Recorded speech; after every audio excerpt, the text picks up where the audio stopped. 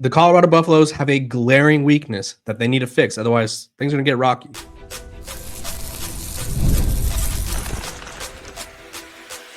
You are Locked On Buffs, your daily podcast on the Colorado Buffaloes, part of the Locked On Podcast Network, your team every day. Welcome to Locked On Buffs. I'm your host, Kevin Borba. Today's episode is brought to you by FanDuel. Football season is around the corner, so visit the FanDuel app today and start planning your futures bets. Now, we're also brought to you by the Locked On Podcast Network. It's your team every day for free and available wherever you get your podcast. So thank you for making me your first listen of the day. Joining me is Jordan Domineck, former Buff and former Georgia Tech Yellow Jacket. So he couldn't lose either way this past Saturday, but we see him repping the Colorado hoodies, so we know where his heart lies. Jordan, I mean, it was a weird game, right? Colorado forces a turnover, or as people keep telling me in the comments, they got 3 giveaways, right? They were saying they didn't force the turnovers. I was like, either way, 3 extra possessions, right? Yeah. Where they could have capitalized. Like at worst, that game should have been, they scored a touchdown on one. That game should have been 13-0, right? You get 2 field goals or something. But instead, it was 7-0, and Georgia Tech ended up coming back and taking the lead. But to me, the biggest weakness was the run defense, right? Specifically when it came to defending a running quarterback. Colorado gave up 320 yards on 6.8 yards per carry, and Haynes King ran for 156 yards on 8.2 yards per carry with 3 touchdowns. As someone who plays on that side of the ball, as someone who's seen your fair share of scrambling quarterbacks, one, what makes it difficult to stop them? And 2, how the hell do you stop them? Okay, so that is a lot of things, and I don't want everybody to think that Colorado just had so many problems coming out. The defense played great. They did. They had a great pass rush. They started off the game with 3 giveaways versus a team that last year had 3 fumbles the entire season. You know, they were playing against 2 Heisman candidate players in Haynes King and uh, Jamal Haynes. Yeah, my bad. I couldn't remember his last name for a second. You're good. Literally played with the man. But no, I've seen them both up front in action. They're both very good people. They're both very great players, and I feel like they're both going to be at the next level very, very soon. The defense, as we were saying, they gave up 300 yards rushing. That is the main goal that they're going to have to focus on to improve. They were great at getting after the ball when it came to pass plays. I think they had, what was it, 4 or 5 sacks yesterday, 2, 3, something like that. They were good. Let's see. They were doing really well getting pressure on Haynes King. Haynes just made some pretty good plays, as well as Caden, which I honestly thought, we talked about this, I thought Juju was going to be the starter, but Salter came out there and he made some stuff happen. Like, I like the way that he plays. He's a very movable quarterback. He's very patient in the pocket, but he will use his legs when need be. And then their wide receiver core is still as good as ever. Their offensive line looking much better this year than it has in previous years.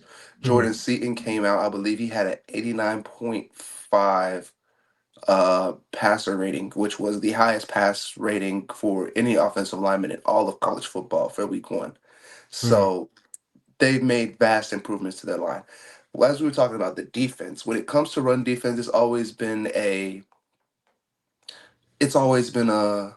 how do you say? It's always been a double-edged sword for Colorado ever since I was there. So they have the players, they have the size for the run defense. The main thing they need to do is be more stout, be more aggressive. They have to play on the other side of the line. They have to play in the other team's backfield. They were great when it came to pressure and rushing the passer, but now they have to be more stout. They have to play their gaps. They have to make sure they know exactly where they need to be on run plays. They need to recognize the difference between run plays versus pass plays and adjust accordingly. As a defensive lineman, I would have 2, 3 different stances. This is different for each person. But when I felt like it was a run play versus a pass play, I would have a different stance for each one. So I'd have a more elongated stance for any kind of pass play, and I have a more short and stout stance to have like a stronger base when it came to anything with the run. And so I just say all that just to say this. The defense is looking really good this year. The pass coverages was looking pretty well. There were a few busts that gave away a couple touchdowns, but that's going to be on any team, especially the first game of the season. Like I said, their defense was getting after them when it came to trying to get to the quarterback on passes. They had a few sacks yesterday.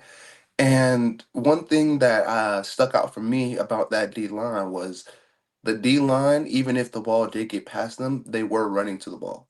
Mhm. The defense is looking good when it comes to swarming the ball and trying to get them, even if the play does end up getting a bust and they end up running the ball. The defense never decided to be like, you know what, we're not going to even try to go after him, you know? Yeah. And I give credit to the defensive line coach and I give credit to, the walking legend over there that Coach Prime decided to bring in. And Yeah. everybody knows exactly who I'm talking about. That Mr. Warren walking, Sapp. of course.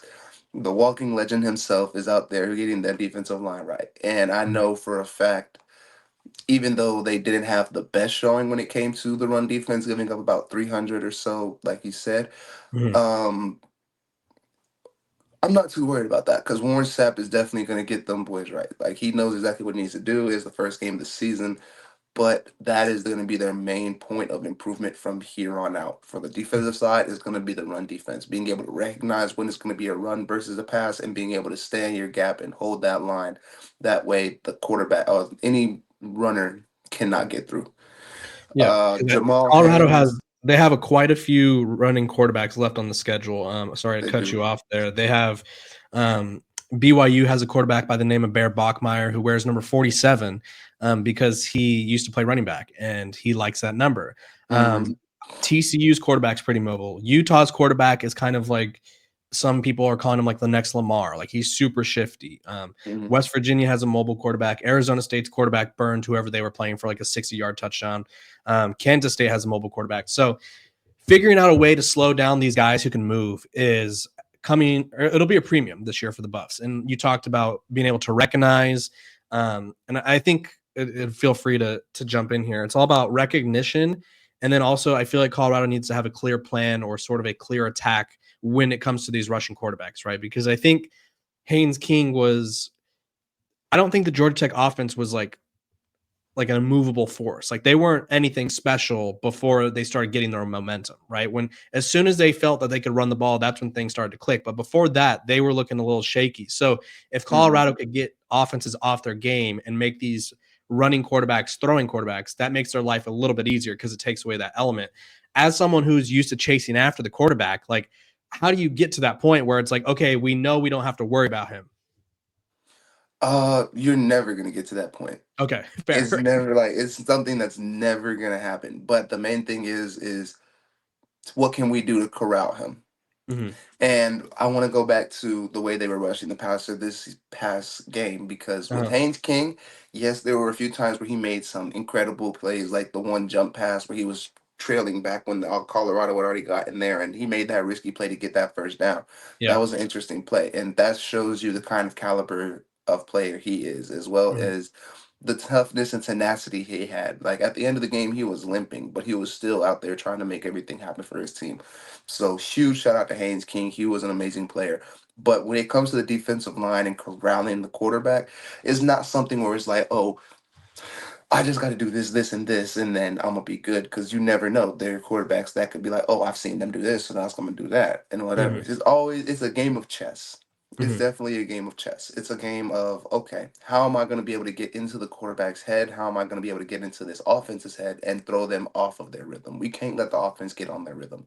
And Colorado did a great, great, great job of doing that in the first quarter. Like we said, they had 3 turnovers that Colorado only was able to capitalize on one of them, which is something that is going to have to improve because if you have the ball within the offense, within the other team's territory or close to the other team's territory, you need to be able to convert that. And that's Yeah. any team, that's whatever. And Colorado knows this. I know Coach Prime is going to be talking about that to them today when they go into the meetings. I know that he has a set plan coming in for this next week because he knows they should have won that game.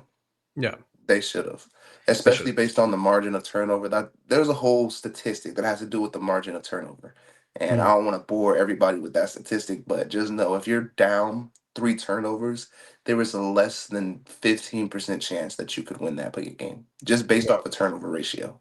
Yeah. So Colorado definitely knew that they have their work cut out for them, but when it comes to being able to hold in these quarterbacks. The main thing they're gonna have to do is gonna improve is gonna be like we were talking about, stopping the run game. You're putting quarterbacks in good positions to be able to throw 3, 4, 5 yards, and now they're getting first downs. Versus if you can stop a running back in the backfield, you start getting TFLs. You start throwing the offense off their rhythm. They can't get into the plays that they want to play. Force them into second and long, third and long situations where the quarterback has to make something happen. And then when it comes to rushing, I believe that they're doing pretty well. Like I said, when it comes to getting after the quarterback on pass plays, I see that their defensive line is great. Coach Prime has the defensive coordinator throwing in a whole bunch of safety blitzes, and they're showing a true NFL style defense. Mm-hmm. And I love the way that the defense looks complicated, but that's because they've been practicing that, and Coach Prime has the utmost respect and uh, belief in his players. So the way that they're going to be able to stop any quarterback from running, what is it? Is they have to be more stout in the run. They have to be able to hold their gap. They have to be able to play on the other team's side of the ball. Yeah. And with that being said, I do feel like Colorado, they showed their flashes. They definitely showed their flashes. They showed they could go out there and compete with any team. Because once again, this team that just came in, yes, Georgia Tech might not be the brightest schedule. You feel me? It might not be the brightest team. It might not be like, oh, they're going to be great. You're forgetting this is the same team that went 6 overtimes with Georgia last year. Right. So to be able to come Colorado after their last season of last year where they went 9-4, they ended up in a bowl game, didn't win the bowl game, but they still played really well. And losing not only their quarterback, but most of their receiving core, a lot of their defensive starters and leaders.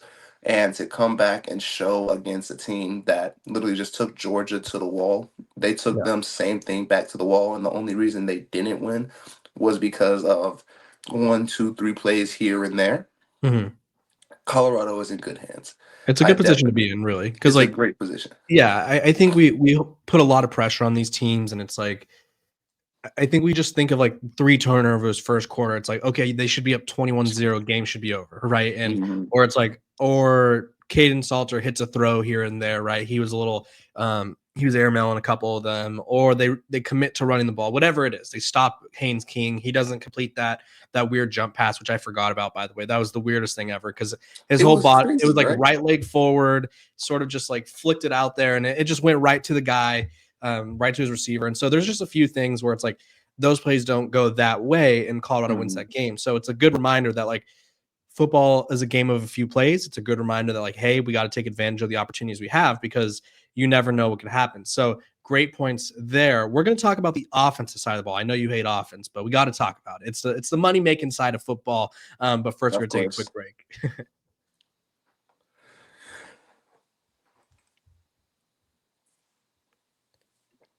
This episode of Locked On Buffs is brought to you by our sponsors over at Supply House. When the opening whistle blows on a new repair, get your crew moving forward with Supply House. Order today and see parts on your doorstep tomorrow. Over 280,000 plumbing, HVAC, and electrical items from the most trusted brands in the business. The real-time inventory and honest lead times keep you from punting projects, while their industry-leading customer service always has your blind side covered. Join the free Trademaster program today and score very serious perks like priority shipping, low prices, and a dedicated support line. Visit supplyhouse.com to sign up for free and use promo code SHCollege5 for 5% off your first order. That's supplyhouse.com. Real people, real service.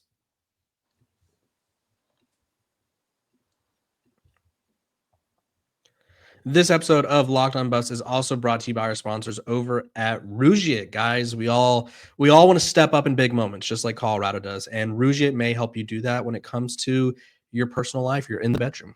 You've probably heard of Viagra or Cialis. Make sure, or maybe you've even tried them.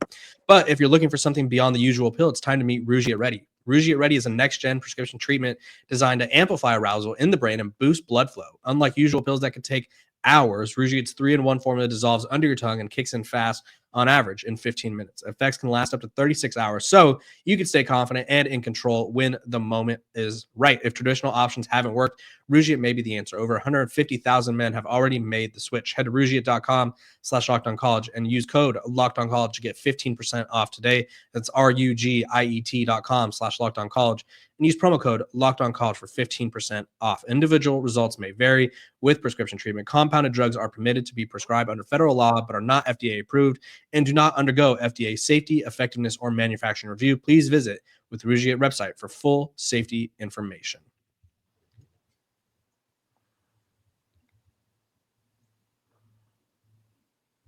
Welcome back to Locked On Buffs. Appreciate you guys for tuning in every single day, making me your first listen of the day. We're free and available wherever you get your podcast. So make sure to like, subscribe, follow. We got a lot of fun stuff coming up. Me and Jordan will be doing some film breakdowns pretty soon, so stay tuned for that. Speaking of another Jordan, the best player on Colorado's team had some blunt words after the game about the offense, and we're going to share our screen. We're going to go full professor mode here. Share the screen, listen to what he has to say. Yeah, we're going to establish the run game. I think people try to make football complicated. You run the ball, they stack the box. Now you throw the ball.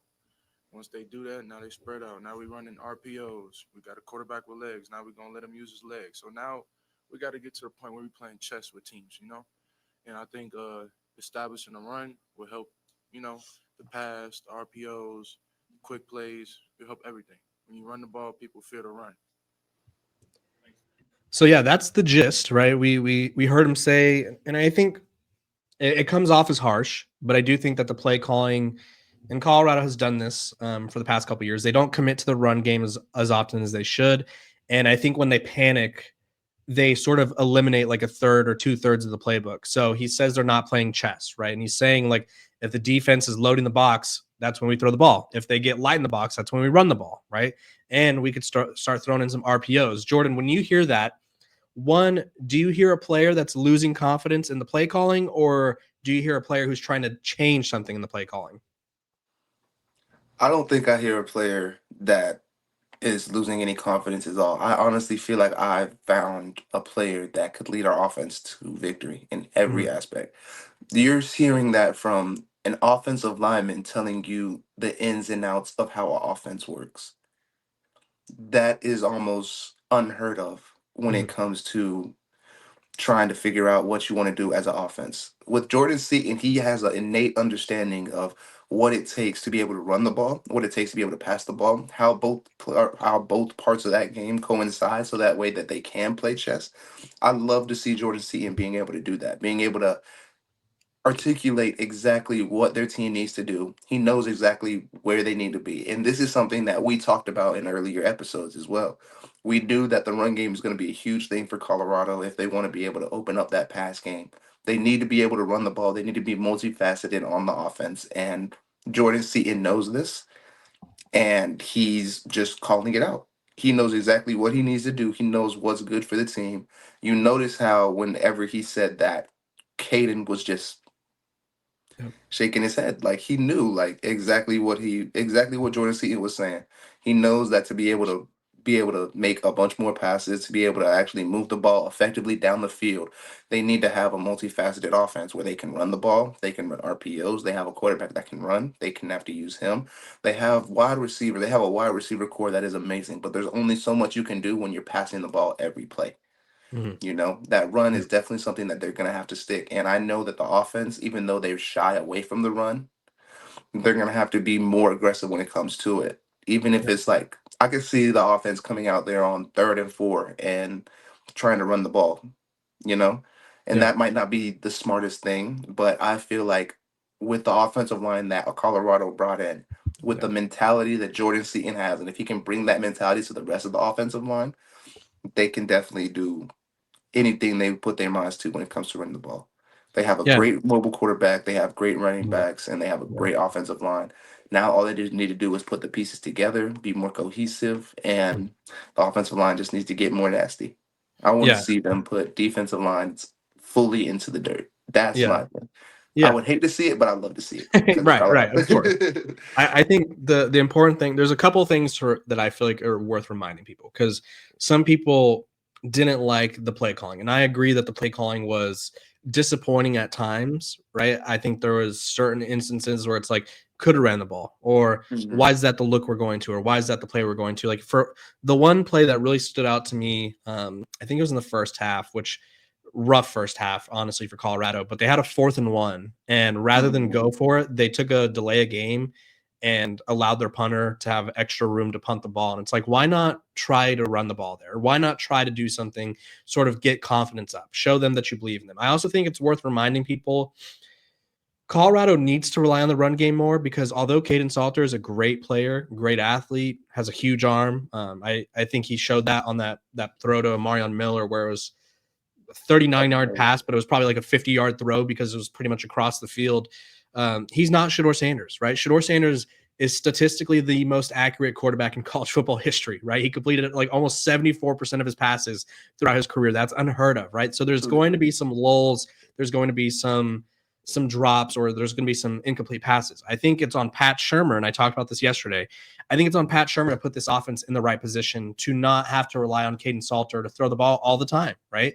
There was, I think, at least 3 or 4 drives where Colorado went 3 and out with just 3 straight passing attempts, right? I think you need to run the ball at least once per drive, if you're, or at least try to run the ball once per drive, right? You can't go multiple drives without running the ball. I think Micah Welch, who he was a freshman last year, played really well. I think he led the team in rushing with like 65 yards. He looked really good. He had a big run for 20-something yards. DeKalen Taylor, who he only played 12 snaps, but he had 4 touches for 40 yards and a touchdown, right? Figured out a way to get him the ball. There's so many guys who they could get involved. And I think Jordan Seaton's point is like, hey, we're trying to do too much, right? Simplify it. Run the ball when we can, throw the ball when we need to, right? And I think that opens up the game a lot. And I think when they play Delaware this weekend, they'll sort of have that opportunity to open up the game some more. But yeah, I think Pat Shurmur is, I think he's a smart guy, but I think sometimes we're almost too smart for our own good, right? We try to be like, okay, what are they thinking we're going to do here? Like, okay, I'm going to counter their thought. And it's like, okay, we don't need to like go into this weird world of like, what is this person thinking I'm going to do so I could do the opposite? Like sometimes you just got to run your game, and running your game will open up stuff for you. Would you agree with that? I completely agree with everything you just said. Pat Shurmur definitely needs to go out there and be more confident in his offense.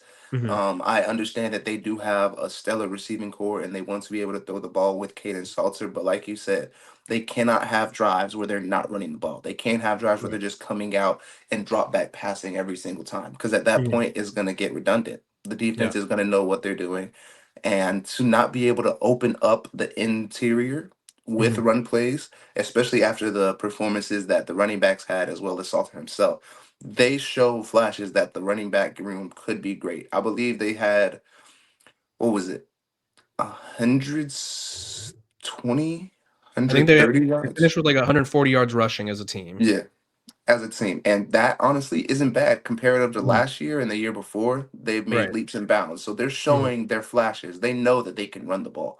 Now it's just more on, and I don't want to put this on the players, but it's more on the players to show that they have the confidence and the know-how and the willingness to be able to run the ball, so that Pat has the confidence in calling those plays.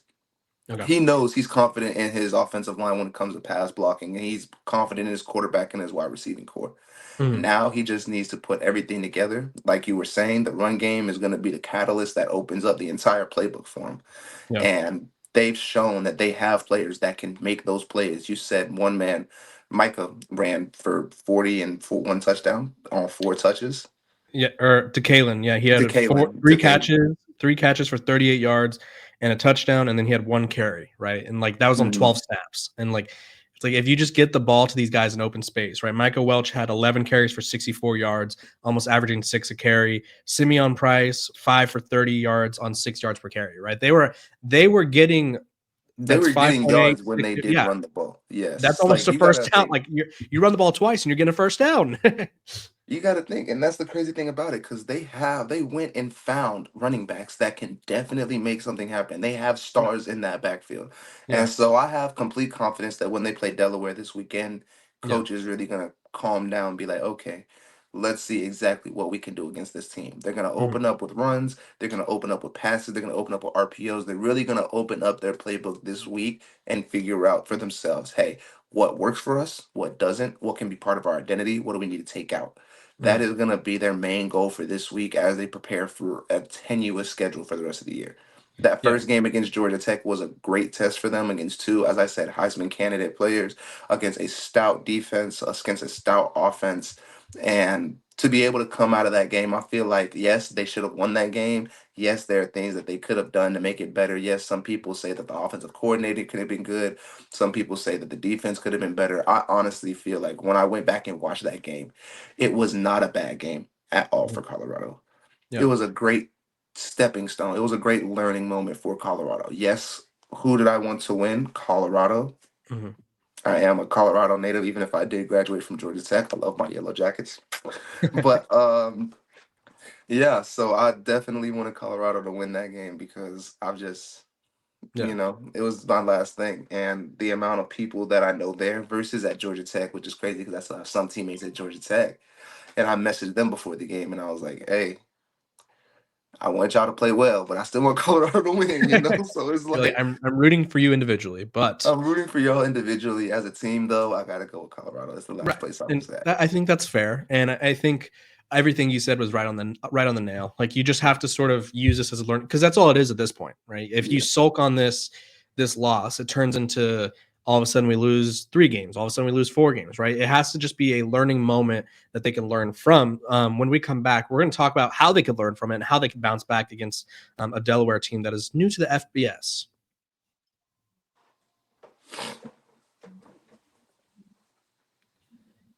This episode of Locked On Buffs is brought to you by our sponsors over at FanDuel.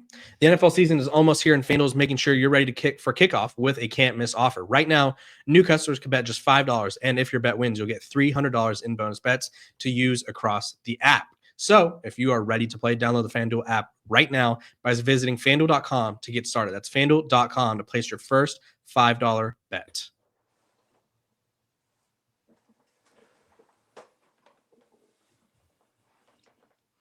This episode of Locked On Buffs is also brought to you by our sponsors over at Game Time. If you are trying to get tickets to a football game, a concert, whatever it is, Game Time is the place for you. Because let me tell you why. College football is back, and I couldn't be more excited, obviously. There's the tailgates, the rivalries, the energy in the stands, and there's nothing like it. But getting the tickets, that's the hard part. Or, well, at least it shouldn't be. That's why I use Game Time, the app that gives the advantage back to fans. It's the easiest way to score last-minute tickets at the best prices with no surprise fees. What you see is what you pay. So take the guesswork out of buying college football tickets with Game Time. Download the Game Time app, create an account, and use code LOCKEDONCollege for $20 off your first purchase. Terms apply. Again, that's promo code LOCKEDONCOLLEGE for $20 off. Swipe, tap, ticket. Go download Game Time today.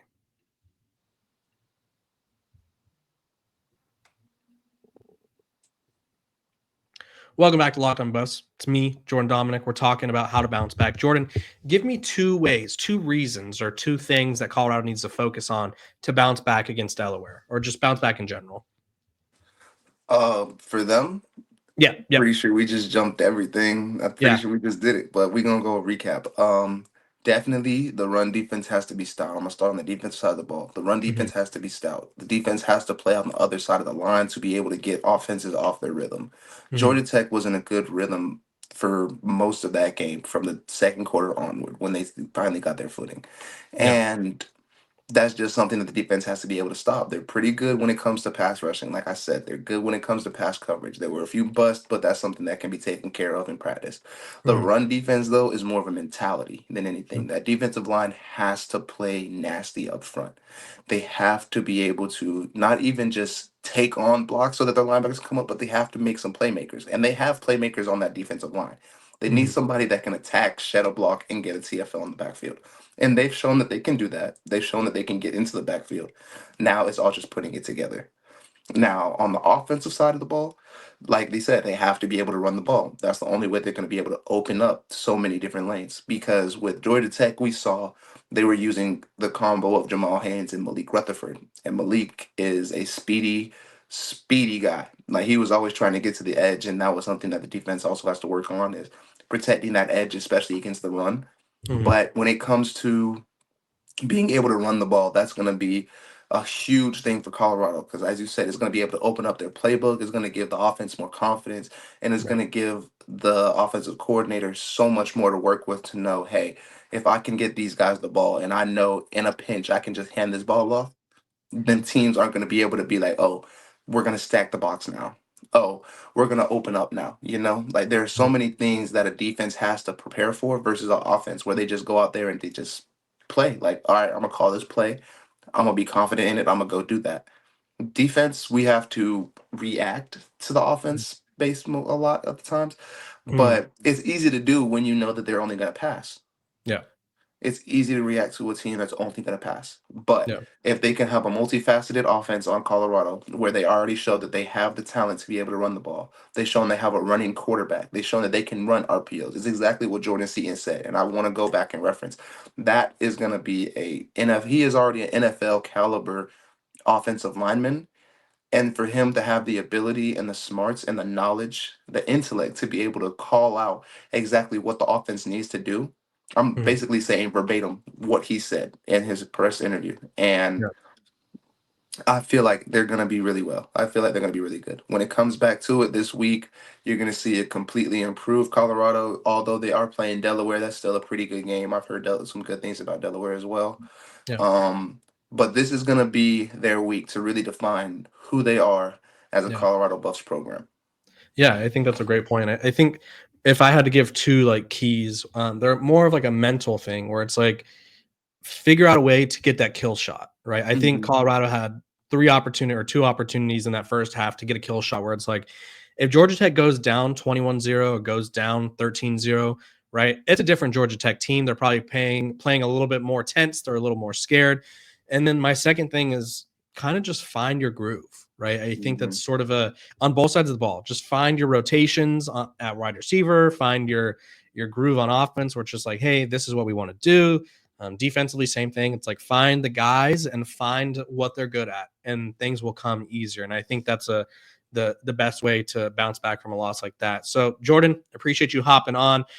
Me and Jordan, we're going to be doing a film breakdown pretty soon, guys. We're getting it set up still. There's a lot of technical things that go into it, but it's going to be pretty fun. Jordan's going to give us his football knowledge and show us the more intricate details of football that we don't always get to talk about on Locked On Buffs. So I appreciate you guys for tuning in, making me your first listen of the day. We are free and available wherever you get your podcasts. Make sure to like, subscribe, and follow.